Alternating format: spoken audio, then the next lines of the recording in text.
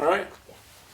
So in terms of talent identification and development, how's that changed in rugby over the last 10 years? I think there's been a number of strides made really around understanding of both physical and mental development of young people, young players. And that's come through with the change of the overall pathway within, in particular in rugby union. A lot of the work done in and around the sport has changed from very much a selection on performance as a snapshot here and now, with a view much more towards long-term potential in players. And in many ways, very much for the better. The only thing, we're almost in between two models at the moment, which means a lot of the players get access to a lot of different lanes of a pathway. And the way it works at the moment is a lot of players access a lot of different lanes of the pathway. So talent identification within that is identifying both the long term as well as the very short term, when this crossover, players are playing in every environment that's available to them. So from a sports science, I guess that's our strength and conditioning pathway.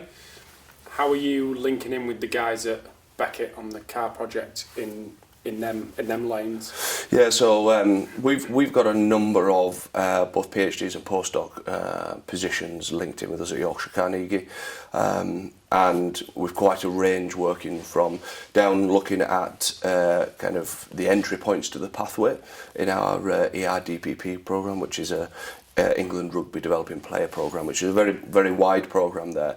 And that's based around guiding movement skills and developing literacy around athletic development. A lot of the work that we're looking with Kev Till and his research, and certainly some of his Rampage work, is linking into how that can then come through into more specific strength and conditioning lanes or athletic development lanes. When it comes to the rugby talent identification side of things, we're currently working with a model in Yorkshire which is our STAR model, which is helping to identify players for different areas of the pathway. The wider selection for that ERDPP programme allows us to have a bit more of a concentrated look at the players within there than perhaps we would if they were just playing club and school rugby.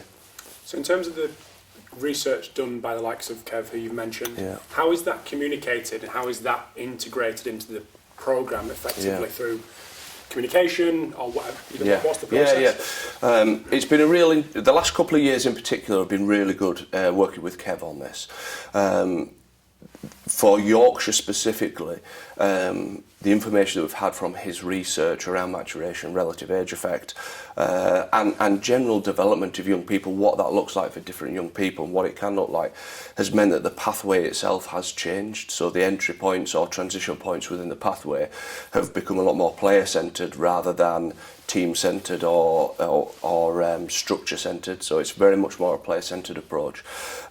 What that's allowed us to do is identify early developers and early identifying players and work with them and stretch them to the amount that they need to be worked with. But it's allowed us to have a dual pathway approach and then to be able to keep the pathway really wide and emergent, as well as identifying those players early on.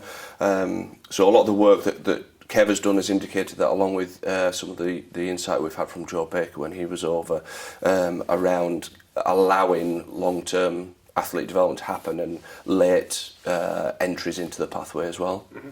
So in terms of that, taking that that long-term approach, what's been done now in terms of identification? What are the streams that you guys are looking at to go, this player does A, B and C, and that's going to potentially lead to, in 10 years' time, X, Y and Z? Is there assessments? So from a period of time around a player is 12 all the way through to, we always say we have an under 13 to an under 23 approach. So we have a long period of time to look at players, and we're looking at their relative technical and tactical ability and understanding more than anything. We understand that their ability to execute certain skills or tactical understanding will change as their bodies physically develop or as they mature, and similarly how psychologically they change through that period of time as well. We're looking at them from an athletic point of view as well at different phases within that. That's certainly something we look at. A real big focus for us has been very much around the psychological characteristics of young people. We've kind of pinned it down to 3 still quite broad areas of self-awareness, self-organising and growth mindset. But we're looking at how players approach different challenges, how players will react to challenge and how they'll adapt over a period of time. And sometimes a player that struggles to progress within the pathway is actually developing a lot of those psychological characteristics by not having an easy ride or an easy smooth pathway. So it's important that whilst some of the players may come through by demonstrating their tech ability and their athletic ability early on, the fact that we still have a number of entry or transition points from 13 to 23 allows the players to bounce back or come back into the programme at times right for them. So on that psychological aspect, are the guys at Leeds Beckett helping with that framework as well? Yeah, so we're working really closely with Ross Shand, who's a sports psychologist who's in the process of doing a PhD, and part of his study is around the effectiveness of these 3 characteristics we're looking at. We've started this project probably before Ross came on board, and he's measuring our effectiveness at looking at them, how explicit we need to be with these characteristics and how they're weighted within players and valued within players, both at the start of the journey and at the end of the journey. So a lot of Ross's research is around that, and equally probably identifying if we're shooting in the wrong area as well, and identifying what may be more important than the 3 that we've identified. So it's definitely an area of focus for us. Ross's role with us is very much embedded within our staffing and coaching structure, rather than a sports psychologist who comes in and does sports psychology. Ross's role is to embed the principles of it within the coaching and within the planning and within specific tasks related to the players, not as one-offs, but as weekly involvements with them. And so far we've seen a big impact within that. It's supported the players. We just need to be able to measure how much that's having an impact. Mm-hmm. So talk to us a little bit about Carnegie, what's going on there. In terms of the CARR research project as a whole for the game, what kind of positive impact do you think that's had on the wider community, wider rugby community? Yeah, I think as a whole group, I mean, there's a number of staff who are working down at Wasps, working at Bath, working at Yorkshire Carnegie, who are also working on projects with England Rugby and World Rugby as well. And a lot of the information that they're gathering is having a direct influence in shaping what the game may look like in the future. In particular, a lot of Paddy's work around the load and intensity of training and playing. Can we get to the point where we have a recommendation of minutes per player per position, or a recommendation of involvements within a period of time? Because, like he talks about it, it is a chaotic period for young players.